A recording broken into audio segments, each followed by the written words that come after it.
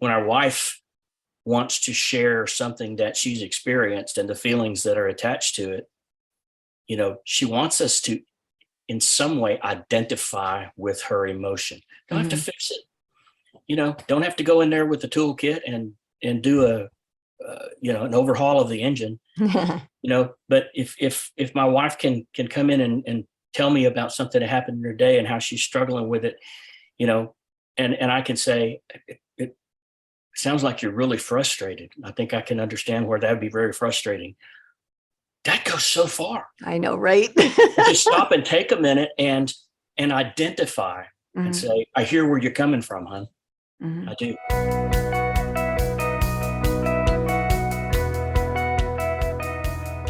Welcome to another episode of What to Say and How to Say It. And today we're going to hit gold.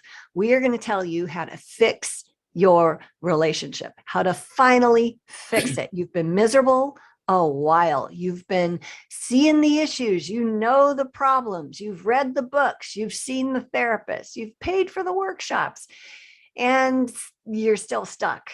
So today we're going to unlock some of the secrets as to why that might be. And we're not going to leave you hanging. We're going to tell you what you can do about that. And I'm with our favorite licensed professional counselor, Kyle Hargrove. So we're going to dive into this today. Kyle, what do you think is one of the biggest problems that needs fixing in marriages? What do I think? I try not to because it hurts my head. But what I do think, head hurting and all, I think the biggest problem we have that keeps from fixing marriages is the either inability or the unwillingness for us to look inside ourselves, but instead to point the finger at somebody else or something else. That started in the garden. It's been around a while. You're talking about self-awareness. Well, I think self-awareness is something that is absolutely essential when it comes to either growing, improving, or repairing relationships. I just start with the relationship one has with oneself, and then it goes out from there to the other relationships that we have with our children and with our spouses and with our bosses, people we work with, our friends, and so forth. And I think the most difficult kind of person to work with in therapy is the one who is completely unaware of their emotional status, and probably in a lot of cases unaware that they're an emotional creature. Talk more about that, because that's a thing. It really is. It really is. And I will have to say, being a man, that it is men that have the most difficulty with this for a lot of different reasons. And a lot of men feel that because they don't know that they have emotions other than happiness, sadness, and anger. They don't know they have more emotions than that. And secondly, they don't know how to express them. If you can't express it, that means you don't have it. Therefore, we're not really emotional people, because pretty much everything a man expresses, at least in a negative way, comes out looking like it's anger. Well, anger management courses exist because of that. It's an unfortunate outcome. So if we're having an emotion that can't be displayed as anger, then we don't have it. We're not less emotional than women. We just are not as in tune about expressing that emotion, identifying it, understanding it as a normal thing, as something that happens by virtue of who created us and the way he created us. That's why we're emotional, and we're all emotional, whether one wants to admit it or not. That is part of the core of how we were created by God. That is so true. And a lot of people don't know that that's true. They think women are the emotional people. And it's like, no, we're all emotional. It's just women have been given permission to express that differently. We weren't told to stop acting like a girl. Big boys don't cry. We weren't told that stuff as little girls. That's right. So I want to dig into this today and maybe give men some help in this space around not just men, honestly, because, emotional is emotional, regardless of your gender, but to really help people know, how do you become self-aware? How do you deal with that? How do you become emotionally intelligent even? Where do we start with all of that? You know, Well, the first thing I think is recognizing that it's okay that if you don't feel like you're an emotional person, or if you're not aware that you are, it's okay. It's all right. Like you said, our society and our culture has taught us a lot of different things about that. And it's not something that most of us would ever even think about if we didn't see the need to add some kind of value to the relationships that we had. Most of us could live with our grumpy old selves. If we were the only one around, we could just be grumpy with ourselves and not like anybody, including ourselves. Mhm. But when we see the need to add value to the relationships that we have, we realize that we've got to connect somewhere.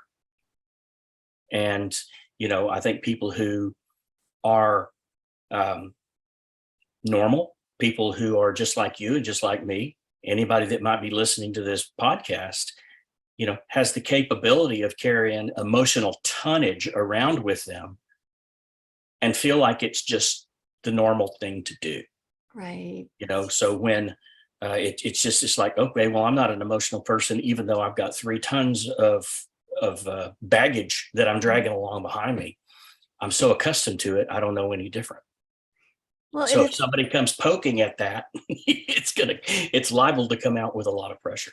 Well, yeah, I was just going to say we put a lot of time and energy into raising children, but we miss this emotional intelligence piece, especially for little boys. And then, we see our daughters trying to connect with these men that are their age. It's like, wait, what have we contributed in a positive way to the men in our culture?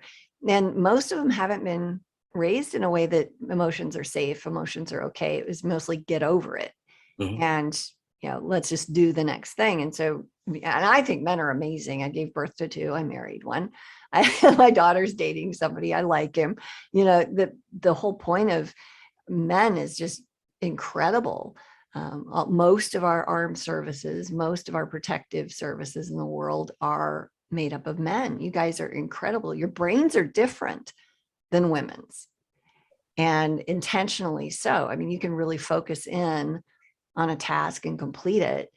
And I wonder sometimes if, that gets in the way of having self-awareness about emotionality. Like there's something in the background, but you don't, I'm not being judgmental. I'm just wondering, is there any kind of, hey, that felt like something, or are you just focused on the next thing at hand? Like what's going on inside their heads? Well, I think a lot of what's not going on inside of the head, and it has to do with feeling things we can't identify, we're not comfortable with, and we don't know who to share it with. Mm, On top of that, who do I go to with this? Because what I'm feeling is not cool. It's mhm. it's not okay. Maybe I am experiencing, because of circumstances around me, they're reminding me of things that I've been a part of, and I'm feeling shame, or I'm feeling guilt, or I'm feeling humiliation. Yeah, Okay, these are not easy things for a guy to admit that they feel. right. A guy doesn't want to be humiliated, because it takes every part of the manhood and the pride and the part of us that wants to stand up and be strong, and it beats it down.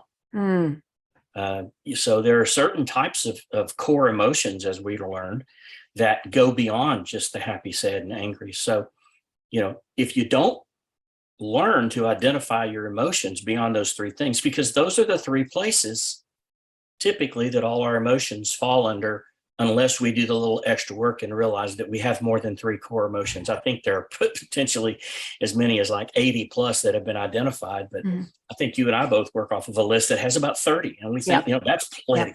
Trust me. If you can identify 30 potential emotions that you may be feelings that you're having, and be able to go to it and say, okay, I think this is truly what it is. And then ask the question, is it normal for me or someone to feel this in this situation? You suddenly have the freedom Yeah. and the willingness to embrace it Mhm. and understand what it truly is and why you feel that way. Yeah, and a lot of people resist that because they want to just push it aside and then, just grin it, bear it, show up like they're mature or whatever. The problem with that, and we see this in couples work all the time, is that when you don't receive the normalizing of that and you don't receive God's comfort around that and accept who you are in that space and allow him to love you no matter what you're feeling.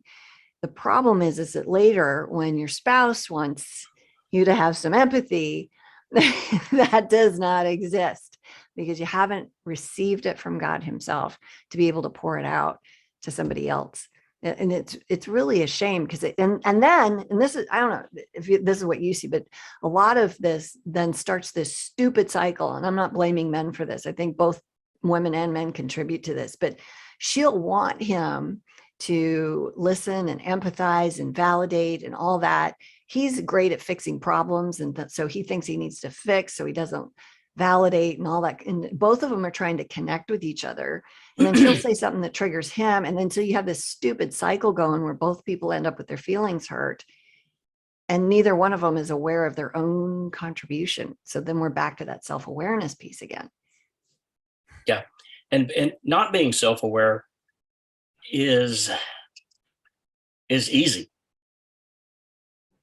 I think it's our MO is just to kind of plod through life with blinders on and say, I'm going to plow through, and I'm going to operate out of that. I'm either happy or I'm sad or I'm mad, and so that's the easy thing to do. But the problem is we just plow over relationships. And then, kind of like what you're talking about, it's when our wife wants to share something that she's experienced and the feelings that are attached to it, she wants us to in some way identify with her emotion. Don't have to fix it, don't have to go in there with the toolkit and do an overhaul of the engine. But if my wife can come in and tell me about something that happened in her day and how she's struggling with it, and I can say, it sounds like you're really frustrated. I think I can understand where that would be very frustrating. That goes so far. I know, right? Just stop and take a minute and identify and say, I hear where you're coming from, hon. I do. So, I have a number of men that I work with that struggle with this. And I think that's pretty normal. What I want to know is, how do you help somebody? I mean, I know my go-to is to do listening and healing prayer with people. And it doesn't matter your gender. It doesn't matter. God's got an answer for you, right?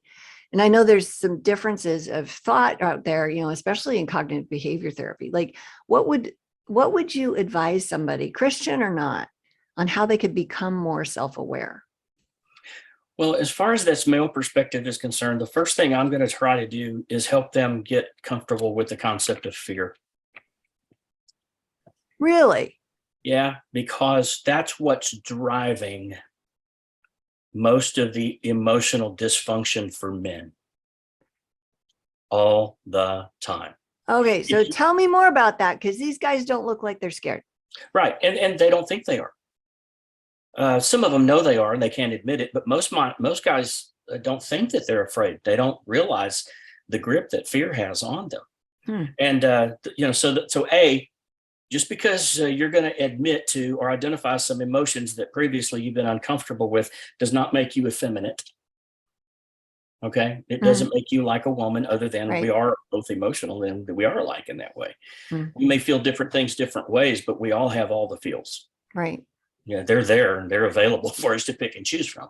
That's the data. So to understand that fear is the child of, or the byproduct, anger is the child or the byproduct of fear, is the first thing we have to do.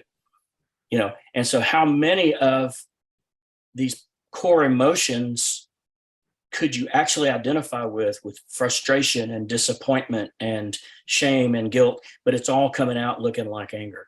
Okay. Or anger has many ways of exposing itself when it comes to emotions and when it comes to behaviors.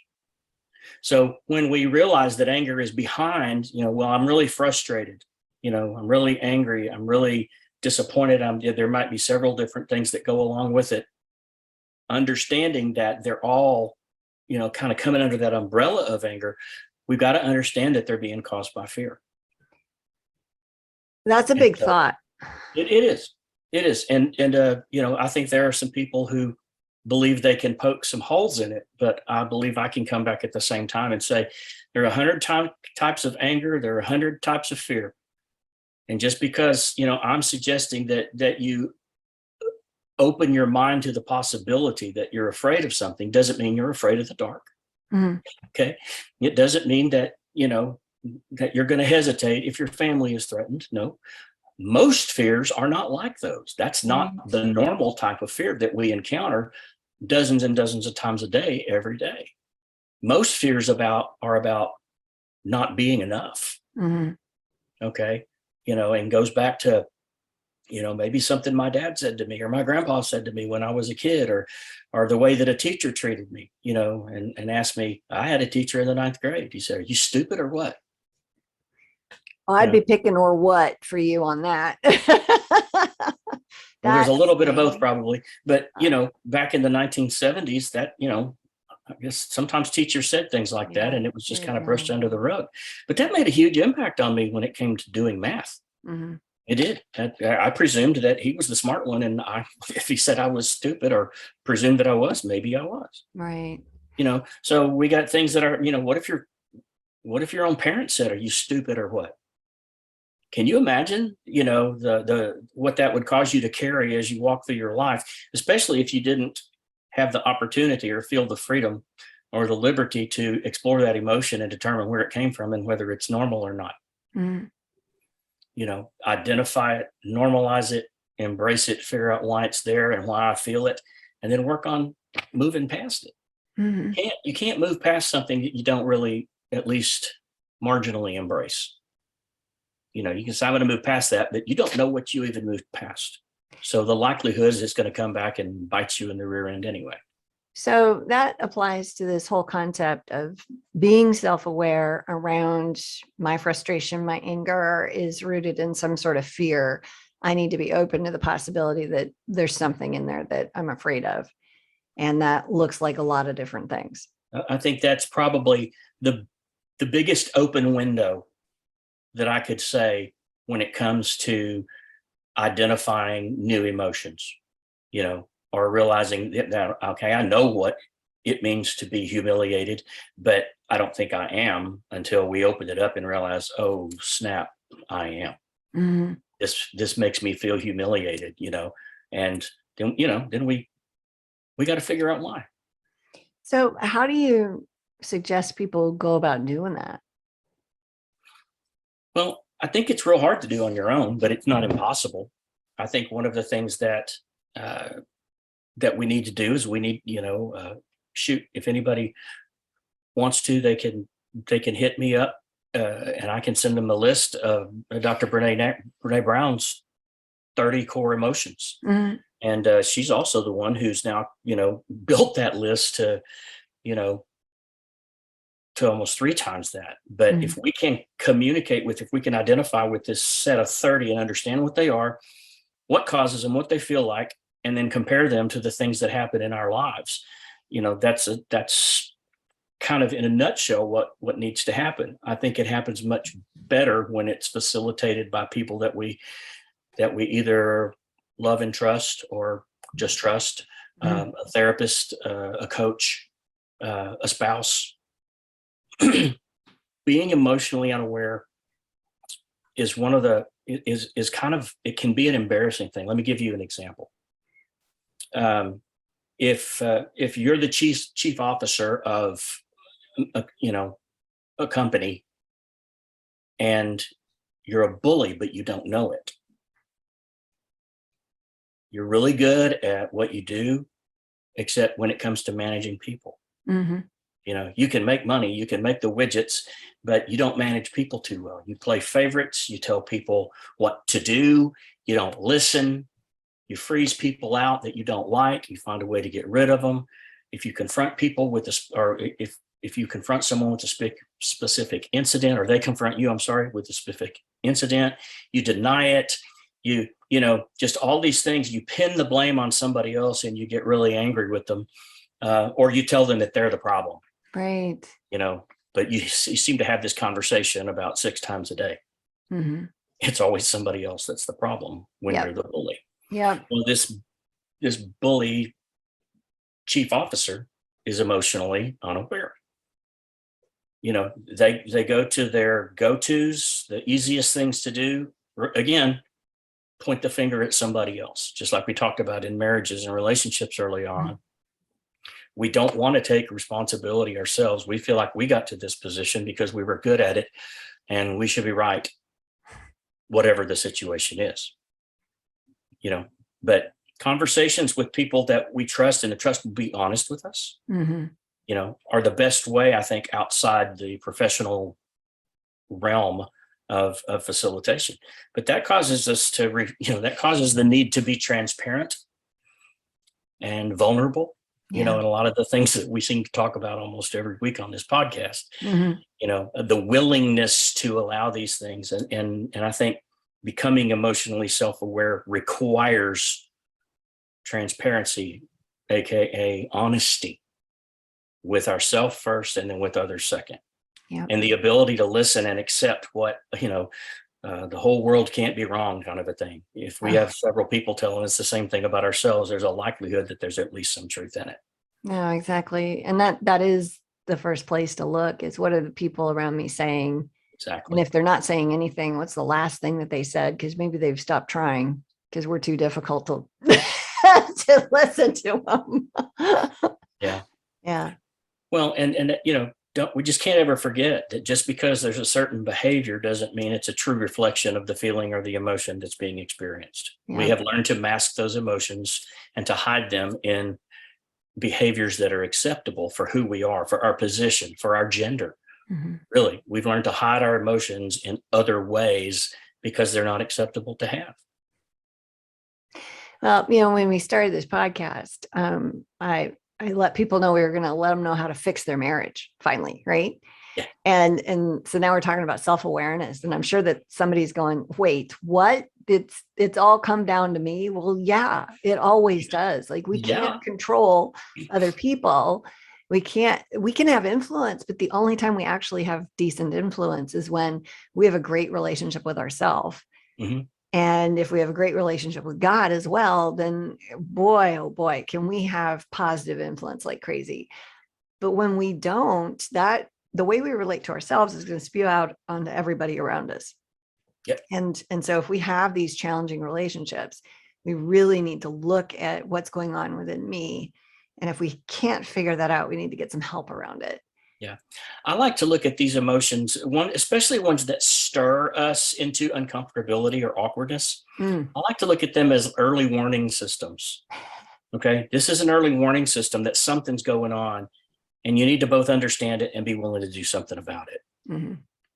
And so if it's kind of like the body whispers before it shouts, there may be signs that you're not healthy before you have a stroke or a heart attack. Well, I think our minds do the same thing. Our minds have ways of telling us something's not right here. The feeling that you have because of this situation, or when you walk into this room, or when you're around this person, it's there for a reason. And if you don't understand that reason, don't just push it back. Right. It's time to begin to explore and find out what the reasons are, not just the emotions, but the reasons behind them. Mm-hmm. Because the better educated we are with this, the more tools we can put in our toolkit in terms of fixing problems, growing relationships, and restoring things that have been broken.